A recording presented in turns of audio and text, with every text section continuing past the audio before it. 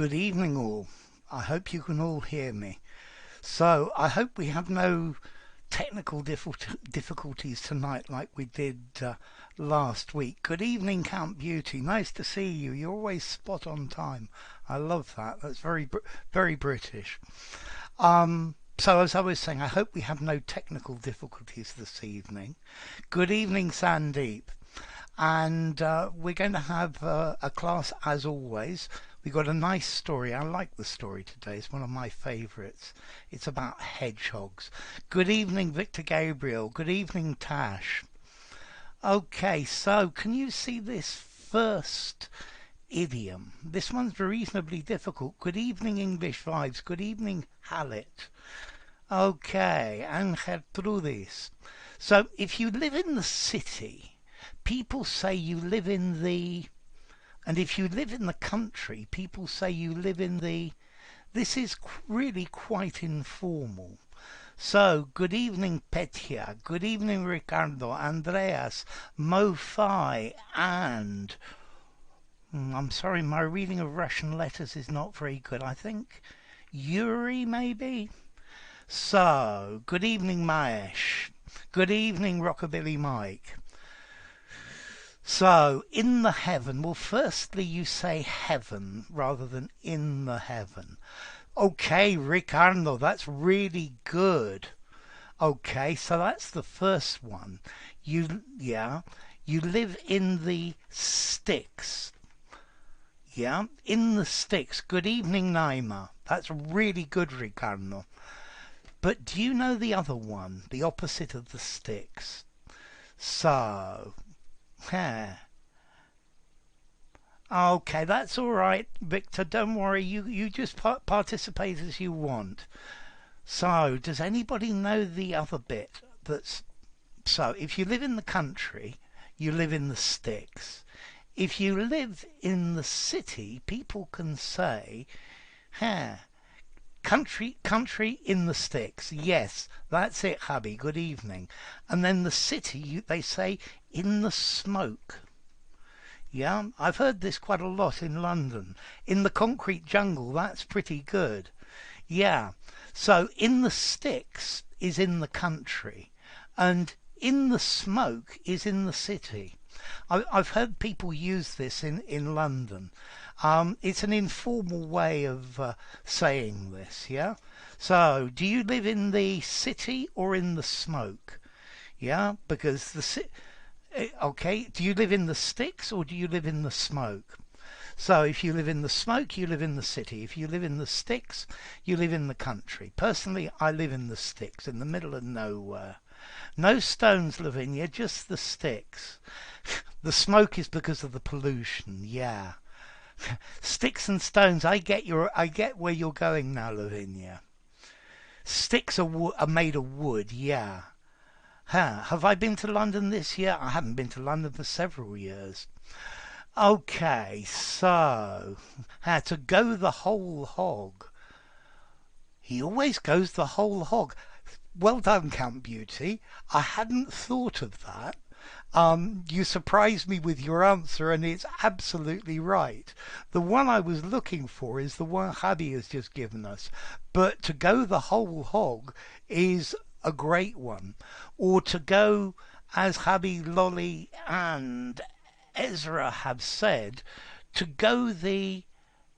you live in the smoke, Victor. To go the extra mile.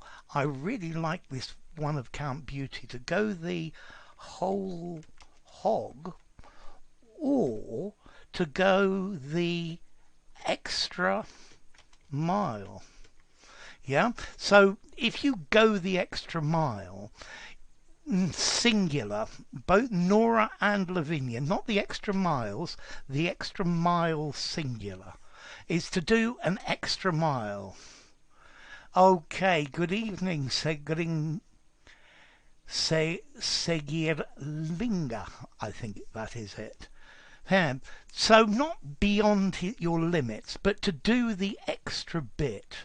Yeah, not just to do the very minimum necessary, but to do it until you believe that something's done properly, to go the extra mile, yeah, to do an extra bit, and to go the whole hog, to do as much as you can, to put everything into it, to put all your effort into it. To go overboard, Maesh, gives the idea of too much. Yeah? So to go overboard is too much. Okay, a hog is a pig. Is a pig. Is a wild pig, a hog. Yeah? So go the whole hog. I think this is where you have a dinner party and you give people the whole pig, the whole hog. Yeah? So to go the whole hog. Yes, to do the extra mile, to step out of our comfort zone, to make extra effort. Yes, to go overboard. He always goes overboard. It probably fits, yeah. Although let's see, to go overboard is to do too much. To go the extra mile is to make sure things are perfect. To go the whole hog is to do everything that is possible for you. So, Sandeep, sour. It rhymes with hour and, what else does it rhyme with? Cower. How are you? Yeah, how are you? How are you? Yeah. Okay. So, yeah, hour. Sour. Okay, so to go the whole hog, to go the extra mile, to even go overboard. Good evening, Hayden the toyologist. Yeah, sour. Yeah, sour. That's good. Yes. Okay, and Arif, good evening. So we got another one here. This says, relationships with family members are stronger than relationships outside the family. Is than. I'm very well, Ayubu. It's nice to see you tonight. Yes, so, okay, Tanetra, Nora, that's very good. Does anyone else know this? Yeah? So, good evening, Boyka. Nice to see you. Yeah, nice to see you as well, Tanetra. That's good English vibes. That's good English vibes. That's the idiom. Yeah? Is than. So we say blood. This is talking about blood relationships. Your brother, your sister, your cousin is thicker, is stronger than water. Okay, and water talks about people who aren't blood relations, yeah? Okay, blood is thicker than water. Thick means it's very dense. Yes, head through this. And Hamud, blood is thicker than water. Absolutely. Blood is thicker than water. Yeah? Okay, this means that family relationships with family members, people who you are related to, are stronger than relationships where just people you know. Okay, so blood is thicker than water. Yeah, people always look after their family first. Yeah, they're more important than just plain friends. I'm not so sure about that always. Yes, Segilinga. So, let's have a look at the next one. Next one's easy. I think the next one many of you will know. I was very nervous before your exam. So, if you're nervous, you have in your... I was very nervous before my exam. I had... Yes, Habi. That's it. And Ricardo. If you have your heart in your mouth, Vitaly, it means you're very, very worried. Yes, I guess it would work. Your heart is in your mouth. You're frightened that something's going to happen to you. I guess that fits as well. Yeah, I had my heart in my mouth. That, I guess, would work. So, Butterflies, Hassan. Plural. Butterflies in my stomach. Well done, Ezra. Nora. Ants on my trousers. You normally say ants in your pants, Count Beauty. And Gertrudis, that's good. And Naima, Maesh, Tanetra. Yes, Victor, you can just say had butterflies. Hayden, well done. Manjira, yes. So, butterflies in the stomach. Yes, butterflies in my stomach. Sandeep, Lavinia, legs turned to jelly. I had my mouth in my stomach. I would prefer my heart in my heart in my mouth. So I had butterflies in my stomach. Yeah, to have butterflies in your stomach. No, it isn't about being head over heels in love. It's that nervous feeling in your stomach when you're really worried about something. You have butterflies in your stomach, yeah? Butterflies in the stomach, yes. In my stomach, in your stomach. You need a personal pronoun there, Lavinia, okay? So to have butterflies in one's stomach. That's it, Minati. Good. Butterflies in my stomach. Okay, I think you probably know the next one as well. Yeah? So, well, it'll be with us in a sec. Yes, that's it. So we must pay attention to every little detail. We must the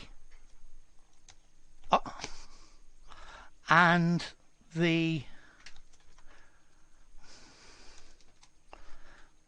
okay. So yeah, here are the letters. So we must pay attention to every little detail. We must, so let's see, what have we got here? Good evening, Manuel Diaz. So, dot and cross, that's right, Estra. Yeah, that's the idea. Okay, and Javi, dot the and cross the, yeah? Okay, dot and cross, that's good, Vitalia. Halit, dot the I's and cross the T's. Good evening. To be really thorough, yeah? Okay, dot the I's and forget the T's. No, and cross the T's. So we must dot the I's, yeah, and cross the T's. Have you ever written something and you suddenly discover you haven't finished? We must, yeah, we must do it. We must do all of it. We must pay clear attention to what we are doing. Mind your P's and Q's. Mind your P's and Q's is more about being polite, whereas dotting the I's and crossing the T's is paying attention to every little detail. Yeah? Okay. And okay, so dot the I's and cross the T's, paying attention to every small detail, minding your P's and Q's, being polite and not saying everything wrong. So, Sandeep, devour. Okay, so here we are with the next one. If you do something badly to save time or money, you are cutting. Oh, that was quick, Ricardo, wasn't it? Yeah? So, does anyone else know this one? Yeah? You are cutting. Yeah, devour rhymes with power. Absolutely. Well done, Javi. Ezra, just make it plural. Yeah? That's better, Ezra. Yes, devour. Huh. Yes, to eat quickly. So, well done, Lavinia. Yes, and Gertrudis, and English vibes, that's great. Not the edges, Tanetra, the corners, as Lolly says, as Victor Gabriel says, cutting corners.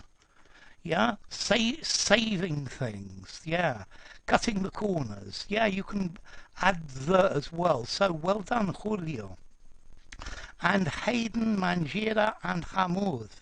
Okay, let's try one more of these. and then maybe we'll have the story.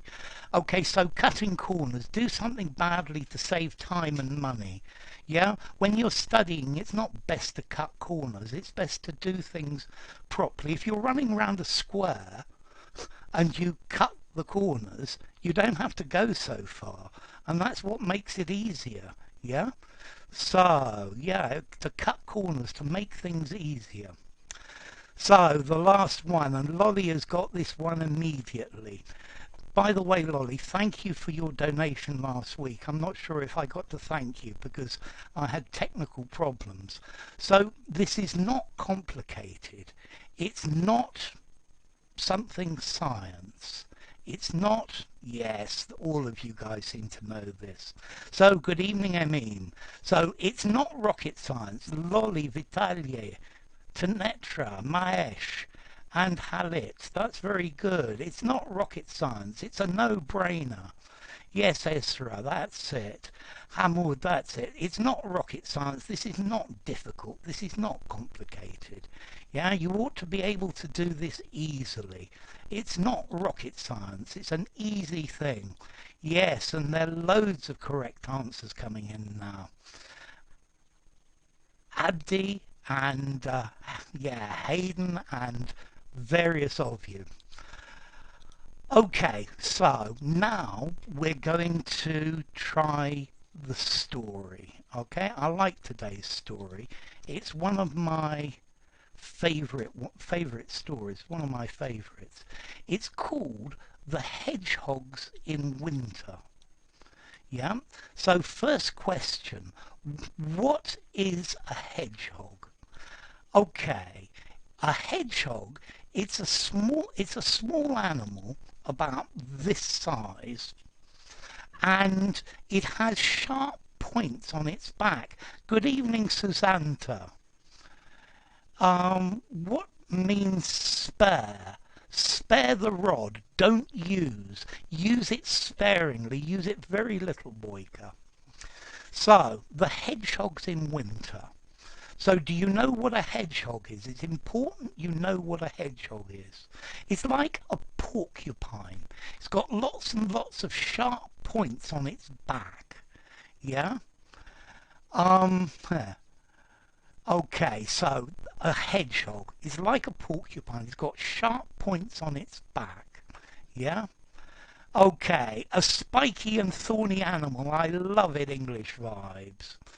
So, a small hog covered in bushes. That's very good, Ricardo. I like that.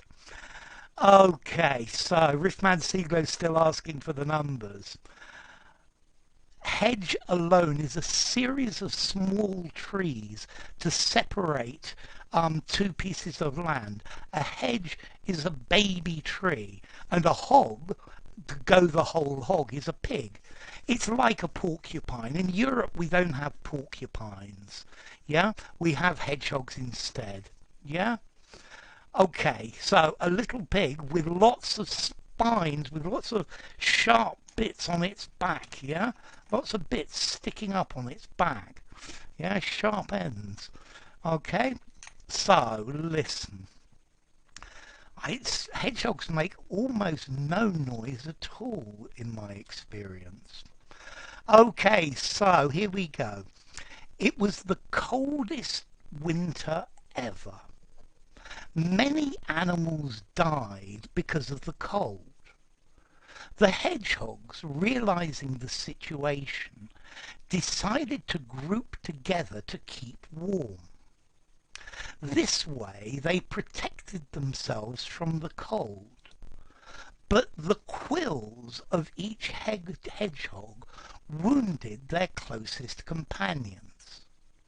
After a while, they decided to distance themselves one from the other, and they began to die alone and frozen. So they had to make a choice. Either accept the quills of their companions or disappear from the earth. Wisely, they decided to go back to being together. They learned to live with the little wounds caused by the close relationship with their companions. in order to receive the warmth that came from the others. In this way, they were able to survive. And that's the story. So, how did the hedgehog stay warm? What was the problem? And what is the moral to the story? Okay? So, I'm going to read it again. Yeah, how did they stay warm? What was the problem? And what moral would you give the story? So, let me read again. It was the coldest winter ever. Many animals died because of the cold. The hedgehogs, realizing the situation, decided to group together to keep warm. This way they protected themselves from the cold. But the quills of each hedgehog wounded their closest companions. After a while, they decided to distance themselves one from the other, and they began to die, alone and frozen. So they had to make a choice. Either accept the quills of their companions, or disappear from the earth. Wisely, they decided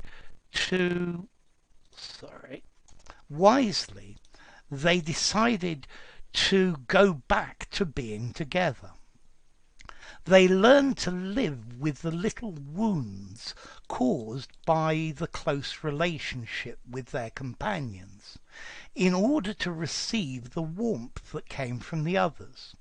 In this way, they were able to survive. So, let's see, Ricardo. Disney portrays hedgehogs with an apple on their backs. Okay. So, Naima, they stayed warm by staying close to each other without an S. Sandy, the hedgehogs stayed warm by grouping themselves together. So, Sandy, the quills are the sharp bits on the back of the hedgehog. They're like spines, like the thorns of a rose. Those are quills. Okay, Naima, the problem was when they start to distance to each other, they started to die. But why did they distance themselves for each other? So, Tanetra, the hedgehogs snuggled to keep each other to stay warm. Read through this. Stay together to keep warm, not warming. And Hallet, hedgehogs stay together in one place against the cold weather. That's how they stay warm. That's great, Hallet. Okay, and I think this is, I'm not sure how to pronounce your name. The moral to the story is good blood is thicker than water, or good is thicker than water. So Naima, the moral, sometimes we have to make Hobson's choice in order to adapt to the situation. That's good English. Manjira, they stayed warm by clinging to each other. That's good. And Manu, the hedgehogs grouped together so that way they took warmth from each other. And Count Beauty, they grouped together but their spikes created a problem. The quills were hurting the hedgehogs, but distancing was more dangerous in winter. The moral is the more the merrier. Good.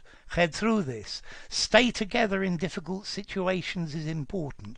I think head through this. Staying together is important. Boyka. Hedgehog stayed warm by gathering, and each hedgehog hugged its companion. That's great. English vibes. The hedgehogs somehow contrived to stay warm by deciding to round up and gather around as a group, and to spend the winter like that. So they huddled to cope with this together in one place. That's great English vibes. The hedgehogs decided to stay with other animals, with other hedgehogs, not different animals, Lavinia, in order to stay warm. The problem are the quills, because they hurt other animals. The moral is better wounded than die. Okay, that's pretty good, Lavinia. Well done. So, but an issue manifested itself. Yes, that's very good. Hayden, there's safety in numbers. Moral, red better than dead. Okay, Boyka, the problem is that they wounded each other due to their sharp spines. Ha, you can't type. Okay. More than 200. I get it, English vibes. The moral is united we stand, divided we fall. I love that, Menjira. Renyard, the moral is small wounds caused by interpersonal relationships are better than death in loneliness. That's great English, Renyard. Manu, the problem was the quills. Nora, as if being caught between the devil and the deep blue sea. Great.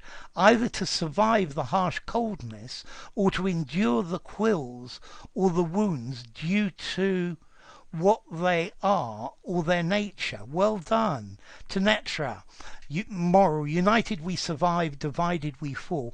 We normally say united we stand, divided we fall. Hallet, the problem is that they decided to stay together, but their biological reality does not allow them comfort. Okay, Hallet does not allow them comfort. Sandeep, the moral, there's a power in unity. Absolutely, Sandeep. Hamoud, when brothers cooperate with each other, they get stronger. Great moral. Habi, what doesn't kill you makes you stronger. That's a great one, Habi. And Minati, united we stand, divided we fall. Boyka, don't throw the baby out with the bathwater. I love it. And Susanta, they maintained warmth, not the warmth, by drawing adjacent to each other at the cost of little pricks from each other's spikes. Good. Moral, the solution can't be worse than the problem. Good. Okay, Samit, sorry you're late too.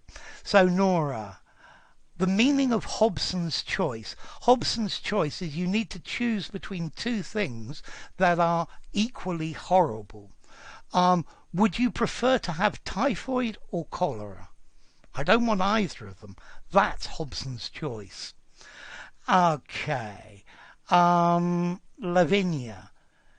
In order to survive, Lavinia, we have to stay together. Good. And Ricardo, grouping makes us stronger. However, we have to accept the inconvenience of being cramped. That's great. Hamoud, unity is stronger. Great. And Hamoud, unity is strength. Good. Victor Gabriel, unity is power. And Hamoud, unity is strength. Okay, I'm going to put this story up and read you the exact text. So here goes, and it'll take a second to appear. You have to bear with me. Yes.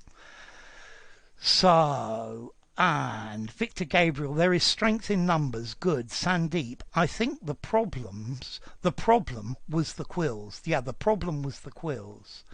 And Lolly, there's strength in numbers. United we stand, Rockabilly Mike. And Mayesh, unity is strength. Yeah? And English Vibes. But the problem then came about when they found themselves getting harmed, getting hurt, blisters and wounded by one another as quills. Sumet, stand strong and enjoy power. So, it was the coldest winter ever. Many animals died because of the cold. The hedgehogs, realizing the situation, decided to group together to keep warm. This way they protected themselves from the cold. But the quills of each hedgehog wounded their closest companions. So the quills are the sharp bits on their backs, and a wound is an injury. Okay, so the spines, the thorns on their back, were causing injuries. and those were causing wounds, damage to their closest companions. Okay, after a while, they decided to distance themselves one from the other, and they began to die, alone and frozen. Yeah? So they didn't like the wounds from the quills, so they separated apart, and that started to injure them. So they had to make a choice.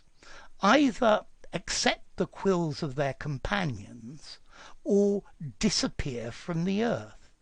So they need either to accept the pain or to die. I think the wounds are much, much more preferable than dying, yeah? Okay, so they need to learn to accept these difficult things. Wisely, intelligently, they decided to go back to being together. Notice this too is a preposition, and that's why it's being. They learned to live with the little wounds created by the close relationship with their companions, in order to receive the warmth that came from the others. In this way, they were able to survive. Okay, and English vibes. The moral would be the more in unity, the more there will be in strength. And this has the same moral, similar to that fable where the king gives his sons the sticks. I love that one with the sticks. And they need to break them individually, not as a bundle. Tanetra. Every advantage has its set of disadvantages. Yeah, it's good. So, English vibes, but a quill, isn't that also a pen? Yes, in the old days before they had pens, they used to use a feather and cut the end and write with that, and that's a quill. But if you look at a feather, if you take off the fur, you have a quill. Okay, wounds are more unbearable and preferable too. So, yeah. Book and quill, yes. A quill is a pen with a feather. Okay, so now I'm going to leave this and we're going to do some easy questions. So first one, how many sides does a hexagon have? How many sides does a hexagon have? Every lack is coming up for an advantage. That's interesting, Lavinia. So, how many sides does a hexagon have? How many sides does a hexagon have? How many sides does a hexagon have? Minati, accept the pain to survive than to die young. Absolutely. So, here we go. How many sides does a hexagon have? 6. Exactly. So, Sandeep, Ritama, Susanta, Hamoud, Sumet, Vasu, Camp Beauty, Victor Gabriel, Hamoud Naimar, Nora, Boyka. So, Tanetra, it's 6, not 8. That's an octagon. No, it has 6 sides.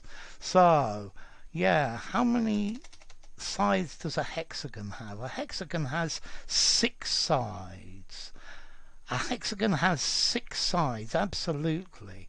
An octagon would have 4, and Lavinia, a square, has 4. Sorry, not 2. A line has 2 sides. Okay, the next one. Yeah, so this is a hexagon 6. What is a glacier made of? What is a glacier made of? Hexagon 6, absolutely, Lavinia. So, what is a glacier made of?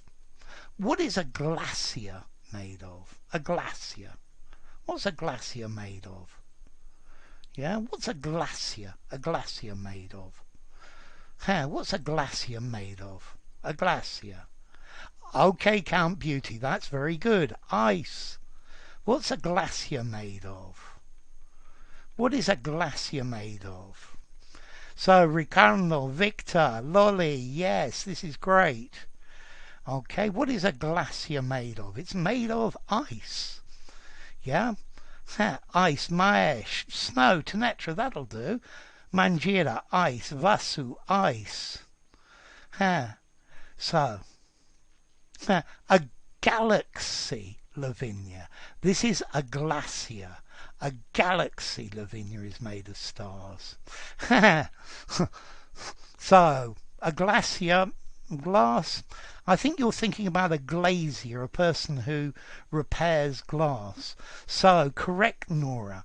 A glacier. This is something you might find in the Himalayas. A glacier is like a river, but it's made of ice. Yeah? It's made of ice. It's like a river of ice. You might find some glaciers in the Himalayas, I don't know. But you certainly find them in very cold places. So, glacier on ice, English vibes, Renyard, Ritamas, Susanta, Hedtrudis, Victor, Halit, Lavinia, Tanetra, Sunit, Minati, Sergiringa. Yes, it's made of ice. It's made of moving ice. Head through this. Good. Okay, and Renyard. Yeah, and Habi. It's made of water. Absolutely. Hamud. Good. Tanetra. Hardened snow. So Manu, frozen water. You would say frozen water. Okay, let's try one more easy one then, just to finish up. So, what is 6 times 3 divided by 2? It's okay, Lavinia, we're here to learn. There are no failures, Lavinia. There are only opportunities to learn. Each time you get something wrong, it's an opportunity to learn. So, what is 6 times 3 divided by 2? What is 6 times 3 divided by 2?